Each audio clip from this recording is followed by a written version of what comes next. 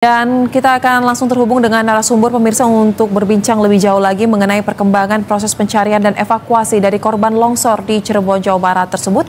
Ada Bapak Abdul Muhari selaku Kepala Pusat Data Informasi dan Komunikasi dari BNPB. Halo, selamat sore Pak Abdul.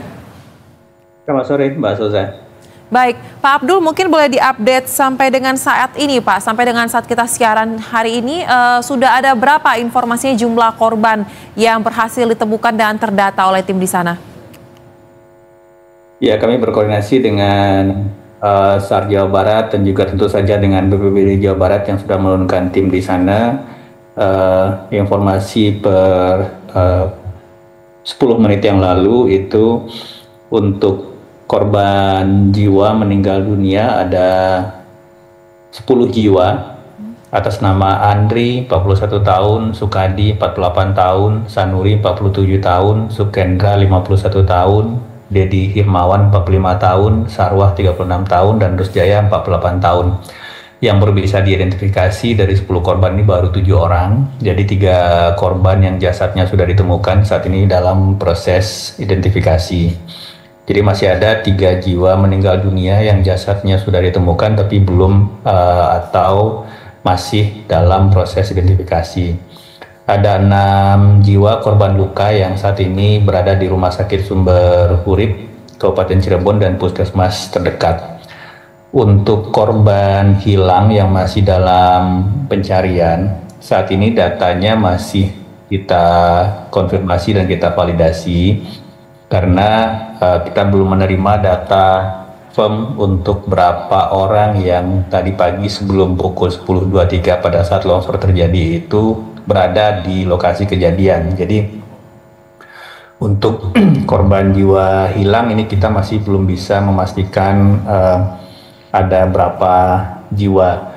Yang untuk laporan pertama yang kami terima pukul 14.58 tadi siang itu disampaikan korban jiwa hilang itu ada 3 orang, tapi tentu saja ini masih informasi awal, kita masih menunggu laporan dari kerabat, mungkin famili dan juga rekan-rekan pekerja yang ada di situ sehingga konfirmasi dari jumlah korban hilang yang saat ini sedang dilakukan pencarian bisa kita konfirmasikan. Nanti kita akan segera sampaikan jika ada angka pasti yang sudah kita terima dari lapangan, Mbak Soza. Baik, Pak Abdul, penegasan kembali ya Pak ya. Jadi informasi terakhir yang resminya ada 10 jiwa yang terlapor meninggal dunia, 7 sudah teridentifikasi, 3 masih dalam proses identifikasi dan 6 jiwa sejauh ini luka-luka. Nah pertanyaannya Pak, untuk 3 orang yang belum teridentifikasi ini, apa kendalanya yang membuat proses identifikasi lebih lama dibandingkan ketujuhnya? Apakah memang kondisi jasadnya atau tubuhnya ini lebih berat, lebih parah dibandingkan yang lain atau seperti apa? 3 jiwa ini baru ditemukan. Jadi setelah sholat Jumat mungkin masih dalam kurun 1-2 jam yang lalu ini baru ditemukan sehingga masih dalam proses identifikasi. Jadi tim masih bekerja di rumah sakit untuk memastikan identitas korban yang bersangkutan. Jadi tidak berupa kesulitan mengidentifikasi, tetapi memang jasadnya baru ditemukan, Mbak Soza. Baik, Pak, kalau kita lihat ya Pak, mengenai kronologi yang beredar ini dikatakan longsor terjadi karena adanya struktur tanah ataupun bebatuan yang di sana yang rawan sehingga akhirnya meniban kendaraan-kendaraan dan juga para pekerja. Apakah kronologi ini juga sama dari hasil pemeriksaan sementara oleh teman-teman tim SAR gabungan di sana? Dan kemudian saat ini bagaimana update-nya mengenai proses pencarian? Apakah ada kendala yang signifikan Pak? Untuk proses pencarian saat ini sudah dikerahkan beberapa alat berat yang juga sudah tersedia di sana dan saat ini juga kondisi cuaca juga memungkinkan untuk dilakukan pencarian secara optimal, jadi tidak ada kendala sebenarnya. Kalau untuk penyebab seperti kita lihat di laporan visual dan video yang dilaporkan ke BNPB maupun mungkin yang beredar di media sosial, memang tentu saja kalau untuk galian C ini secara umum mungkin faktor safety dari kondisi pekerjaan ini memang agak sulit untuk dipastikan dan benar-benar bisa aman untuk bekerja. Dan kejadian longsor di lokasi ini bukan yang pertama. Di tahun 2025 saja di bulan Februari juga terjadi longsor di tempat yang sama, informasi yang kami terima. Jadi memang mungkin tentu saja ini kita harus menunggu investigasi dari pihak yang berwajib, tetapi jika kita lihat secara kasat mata mungkin aspek safety dari aktivitas penambangan yang mungkin perlu diperhatikan ke depan, Mbak Zulza. Baik, kemudian Pak Abdul, untuk proses pencarian sendiri rencananya pada hari ini akan dilakukan sampai tenggat waktu pukul berapakah, atau mungkin sudah ada skema kelanjutannya seperti apa hingga seluruh korban berhasil ditemukan? Untuk proses pencarian harian, teman-teman Basarnas memiliki SOP yang clear ya, selama masih secara visual masih bisa dilakukan dan selama aspek safety masih bisa dipastikan, tentu saja upaya pencarian akan dilakukan. Dan jika data korban hilang sudah bisa dipastikan, maka secara umum standar operation prosedur dari satu operasi pencarian korban akibat bencana itu adalah 7 kali 24 jam. Nah, nanti akan kita lihat apakah dalam fase kurun tenggat waktu 7 kali 24 jam ini semua korban apakah sudah ditemukan atau belum. Jika ditemukan nanti akan kita bicarakan pada hari terakhir dari 7 kali 24 jam ini, Mbak Suzan. Baik, kemudian Pak, boleh disampaikan lagi mungkin penegasan kepada pemirsa juga yang tengah menonton, sampai dengan saat ini 10 korban jiwa ditemukan. Nah, 10 orang ini merupakan para pekerja semua kah atau ada dari pihak lain, Pak?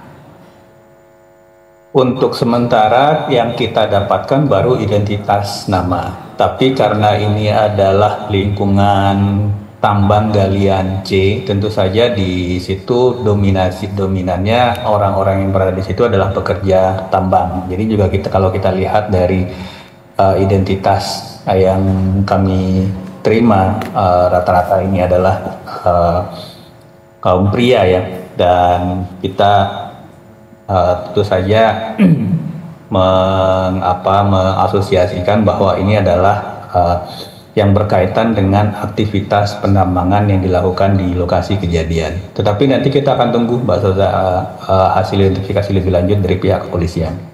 Baik, kemudian Pak, untuk korban luka-luka yang Anda katakan tadi dan tersebar baik itu di rumah sakit ataupun di puskesmas, kondisinya luka-luka seperti apa Pak yang dialami oleh para korban ini? Ya, untuk kondisi luka yang 6 jiwa itu bervariasi ya, ada yang luka sedang dan luka ringan, kemudian ada beberapa juga jadi yang kami terima laporannya ini korban luka yang 6 jiwa ini yang dibawa ke Rumah Sakit Sumber Urip Kabupaten Cirebon dan puskesmas terdekat memang adalah korban-korban yang memang membutuhkan penanganan medis segera.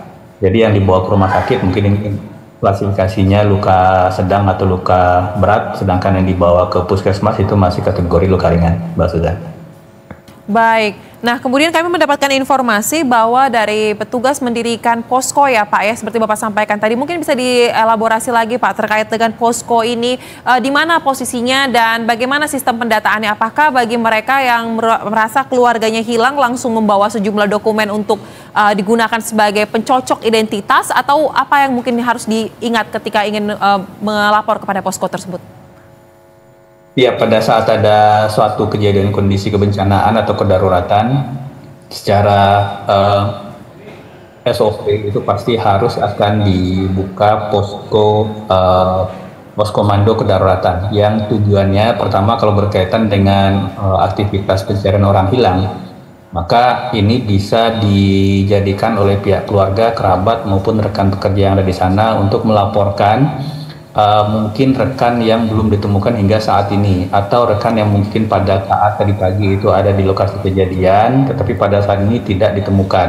Nah, nanti ini bisa disampaikan nama, umur, dan ciri-ciri fisik sehingga nanti ketika seandainya ada jasad ditemukan itu bisa lebih cepat dilakukan identifikasi. Jadi utamanya posko ini adalah untuk menampung data informasi dari keluarga, teman, kerabat tentang korban hilang yang diduga mungkin ada di lokasi kejadian pada saat longsor terjadi. Dominannya itu, Mbak Sulga. Baik, dan mungkin Pak boleh penegasan kembali terkait dengan lokasi tambang ini berarti jauh dari pemukiman ya Pak ya? Atau apakah memungkinkan ada akses masyarakat untuk datang ke lokasi tambang tersebut? Untuk informasi detil lokasi kejadian yang kami terima adalah koordinat lokasi, nanti kita akan pastikan lebih lanjut, tetapi tentu saja kalau misalkan ini adalah lokasi tambang galian C dan juga ini informasi dari BPBD Jabar, ini adalah lokasi tambang berizin ya sampai Oktober 2025, artinya memang tambang legal, jadi tetapi mengenai posisi apakah dekat pemukiman atau bisa diakses oleh masyarakat umum dan seterusnya kami belum dapat informasi lebih lanjut, nanti akan kita dalami Mbak Zulda.